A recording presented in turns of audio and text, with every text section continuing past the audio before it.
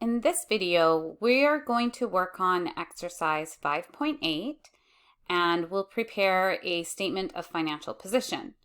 So I am looking at the trial balance of Zhang Ltd. At December 31st, 2020. So it's listing all of the accounts, and because it's actually listing all of my income statement accounts, I know that the retained earnings and the accumulated other comprehensive income are the beginning balances.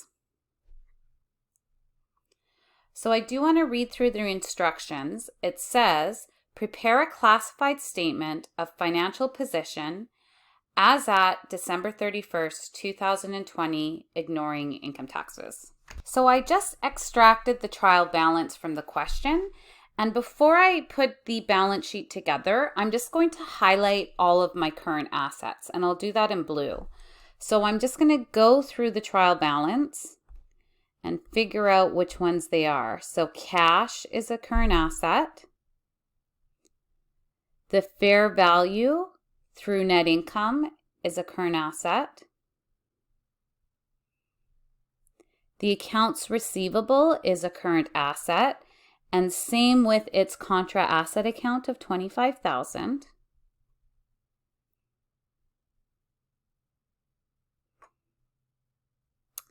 And then I see inventory here is a current asset. And the next step is to identify all of the long-term assets. So I'll go through this again and see. The land is long-term, the building is long-term. The fair value through OCI, we're going to assume is long-term. The contrast accounts, which is the accumulated depreciation for the building, is long-term.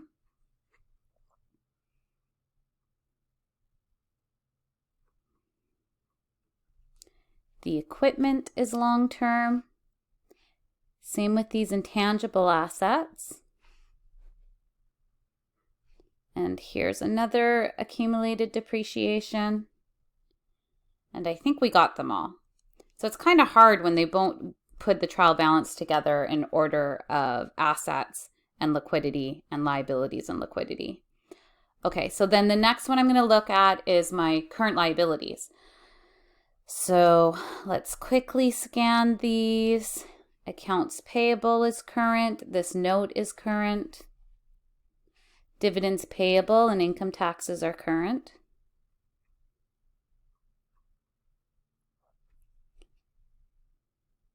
I think that's all I see. And lastly, we'll look at the long-term liabilities. So this note's payable and this bond's payable. So everything else should either be an income statement item or belongs on the statement of changes in equity. So I'll just double check that anything that I didn't highlight. Oops, I did forget about long-term asset. This is long-term asset. So anything that's not highlighted is an income statement item. Dividends close into retained earnings, so that's on the statement of changes. Perfect. So now I'm ready to put this classified statement together. So maybe I'll just enlarge this just a bit.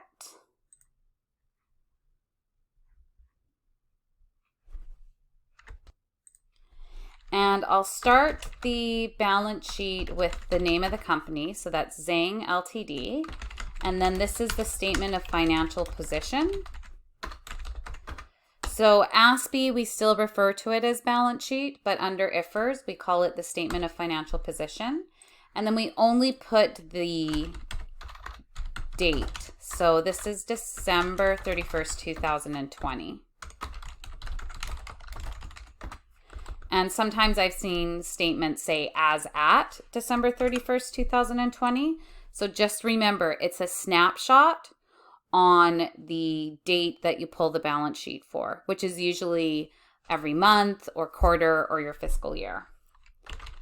So I'm going to start the assets section and then list my current assets. And the first one is cash, and that was $205.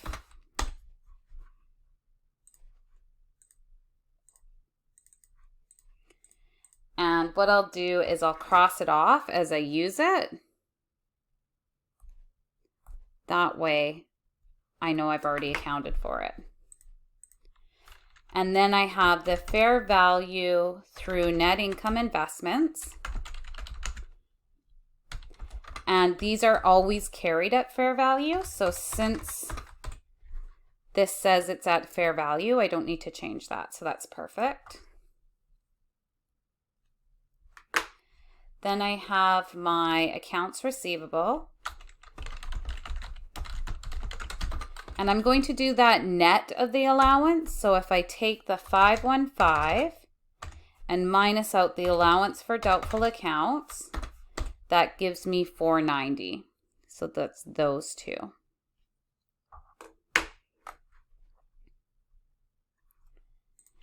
And then my inventory account is 687. So we would record the inventory using FIFO, weighted average, specific unit, and then before we put our statements out, we actually look to see if it's carried at the lower of cost or net realizable value and write it down to the lower. So in this case, it didn't say anything, so I'll just use that balance. And I cross out all the blues. So now I can just subtotal this.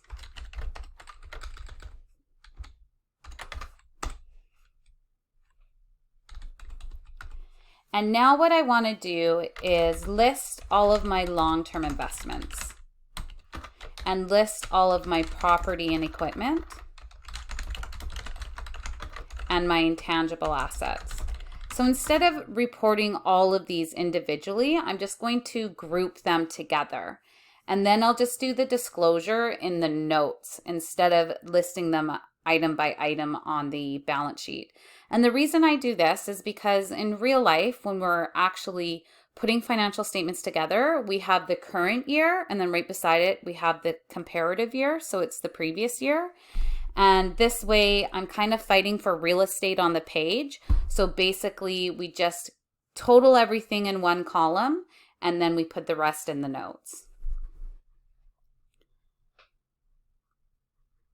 So I'll just do a little column here that says notes.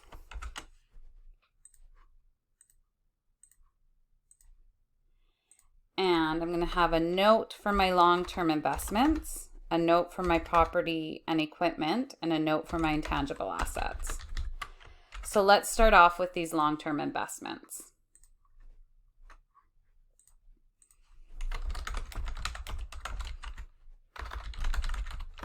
And I'll just call these notes to the financial statements.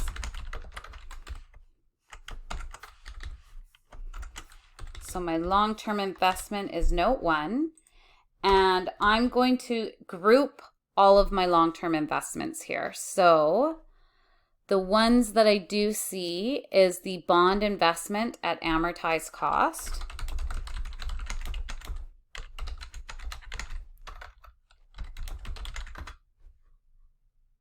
And we'll learn more about the bonds later on. So we'll just take their word for it that it's reported at the proper amount. And that is $299,000.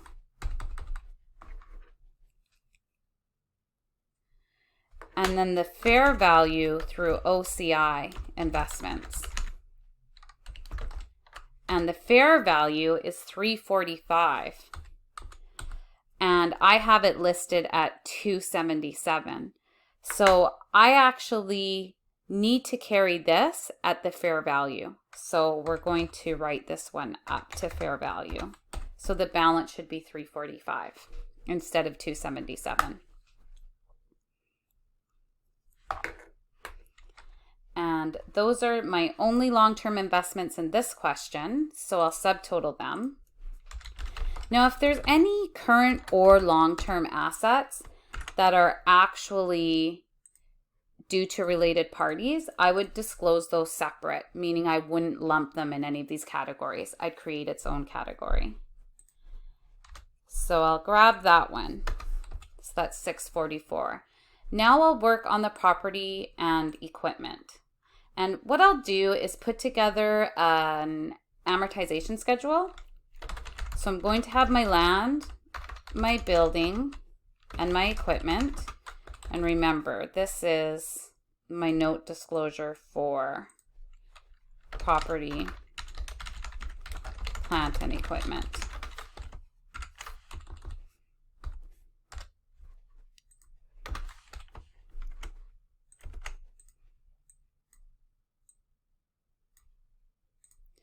So in this column, I'm going to put cost. In the second column, I'm going to put accumulated depreciation. And then in the third column, I'll just say net carrying value.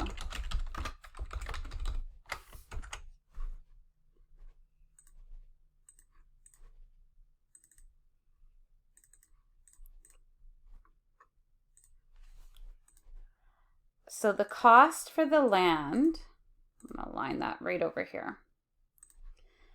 The cost for the land is the, where did I see it? 260,000. So I'll put that in at the cost. My buildings were 1040000, so I'll put that one in. And my equipment is the 600,000.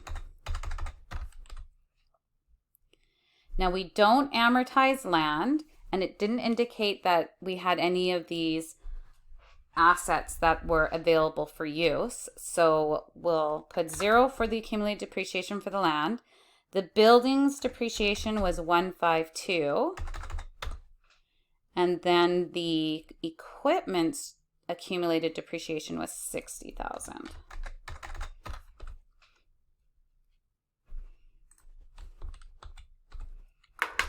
So I'll add these together. So first I'll add them across, and then I'll add them down.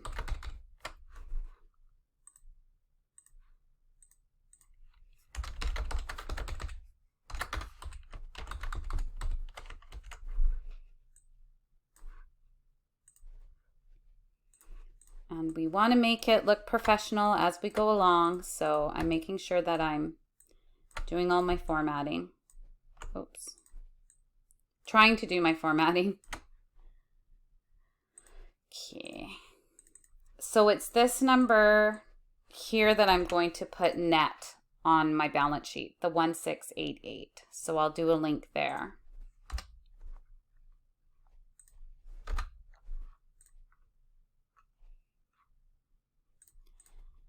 And then my last group of long-term assets are my intangible assets. And since I have more than one, I'll put the list of the intangible assets in the notes. So that would be note 3.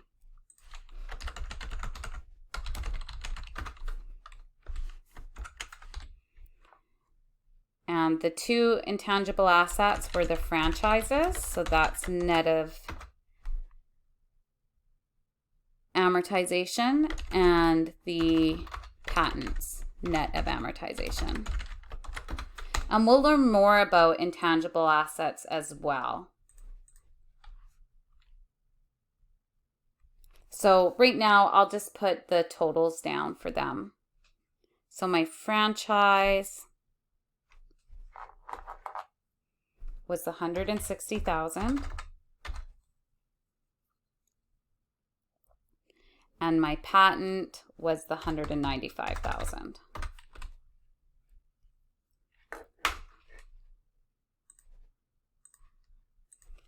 And I'll total those together, and that gives me 355,000. So that's the amount I'm going to put net on the balance sheet. Okay, so my intangible assets, we'll grab it right here. And I should probably line all this stuff up. So I'll move this column over. and then call this one Note 3.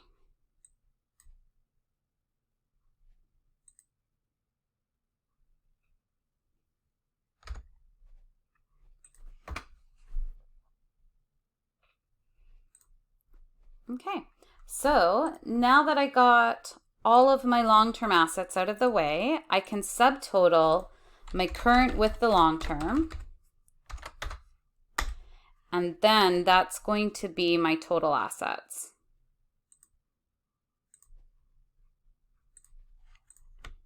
And $sign on the beginning and ending of the statement, total assets. So I know that my liabilities have to equal, or my liabilities and shareholders' equity have to equal my total assets. So that's kind of what I'm working with now. So I'm going to move all of my notes down because I didn't leave myself enough room to do the rest of the statement. So let's move those down. And now we can work on the liabilities section. So I'm going to take my current liabilities. So those were the ones that I highlighted in pink. So I always start with accounts payable. So let's start with accounts payable. That's $645.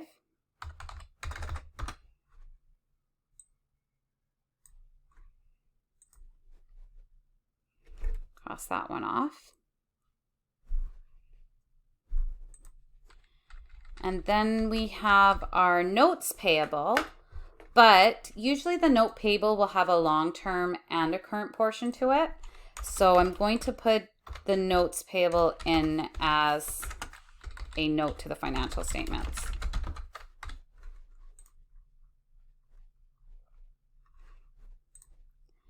So note 4 is going to be notes payable. So we would start off with our total notes, and then this is where I would break it down between my current portion and my long-term portion. And it said here that the current portion was 6 months. So anything that's 12 months due is current portion. And then anything after the 12 months is long-term. And it says due in 5 years.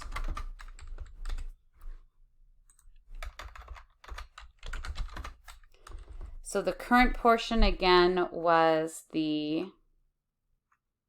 $98,000. So I'm going to put that in the current portion, and then the long-term portion was $900,000. So I'll put that one in.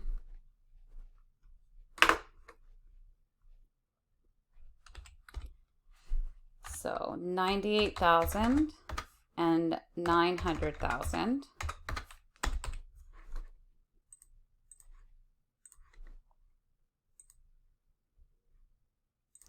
So in total, if we just work backwards, the total note was $998. Then you subtract your current portion, then you'll get your long-term portion. So I'm going to move the $98,000 in as my current portion, and this was note 4.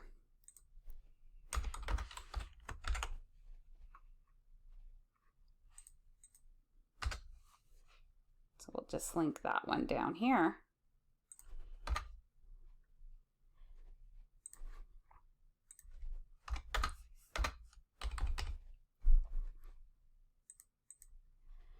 And I still have a few more of current liabilities. I've got my dividends payable and my income taxes payable. So $36,000 and $96,000.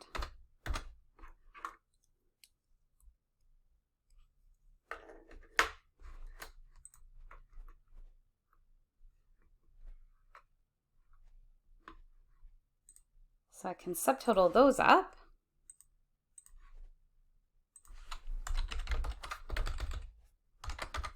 And now we can add in our long-term debt. So I had my notes payable, and remember I already had that as a note to the financial statements. So I'm going to pick up that long-term portion. So that would be the $900,000.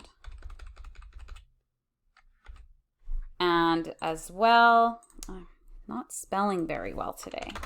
As well, we had the bond payable.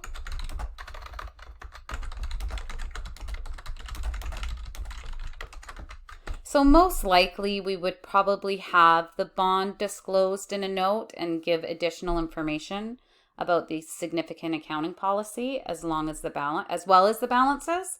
But for now, just because it's just one item, I'll just put it in as the million.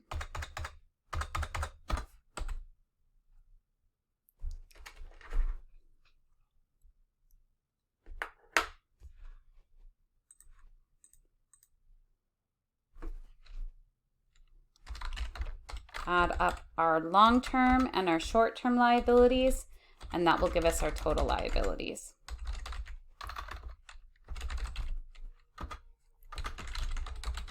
Now we have to do shareholders equity. So for us, the only accounts that I see here are our common shares. So I'll put those in as 809.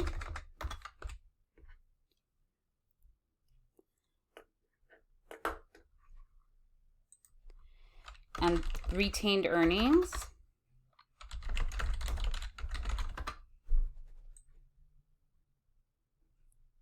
I just need to move all this information down a little bit. Okay, so my retained earnings and my accumulated other comprehensive income. Okay, but remember, this is your opening retained earnings, this 218.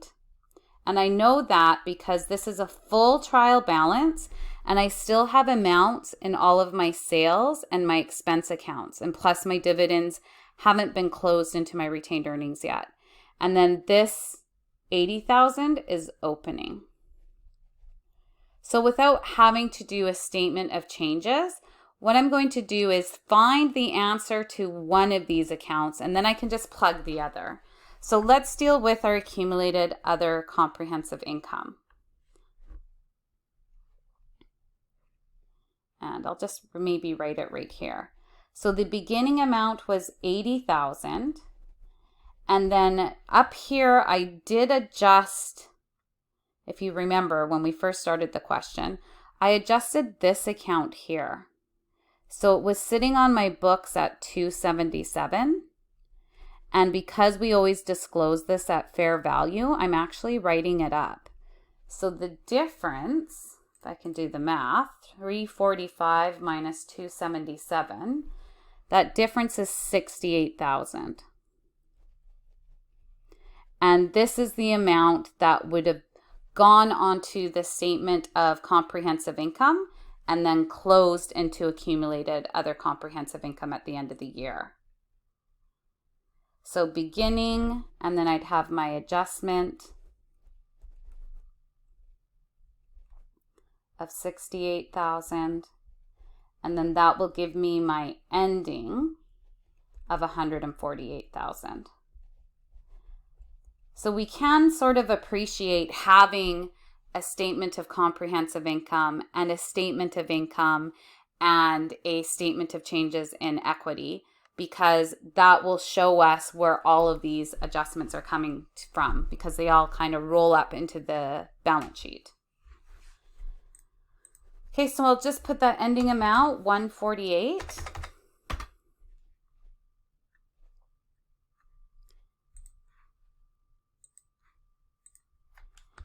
And then I'll total everything.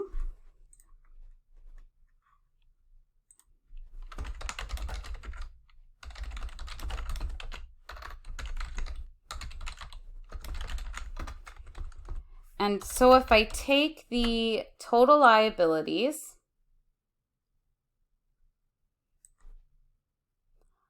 plus my shareholders equity section that I have right now, you'll see I'm at 3732000. And I know I should be at 4222000. So if I just take the difference,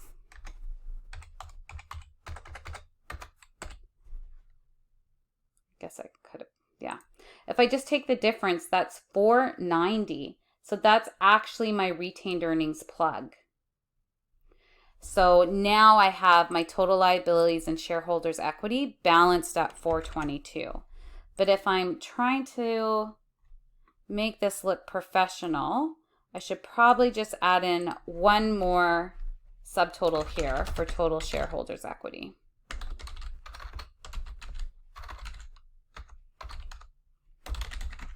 So remember, I plugged that amount because I don't have the income statement.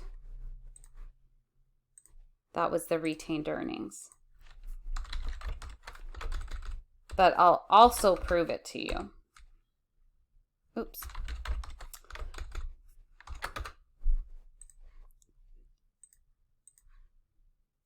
There we go. Making sure my lines are all in the right space. So just remember, when you see a line, that means math is going to happen. Okay, so I kind of did a workaround. I plugged this account, but if you take your revenue and then subtract your selling expenses, add the investment income because it's a credit, subtract your admin, your interest, add your gain,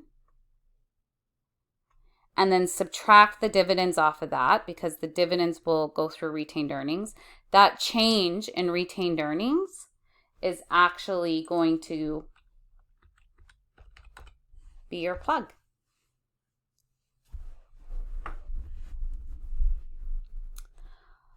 Okay, we're done.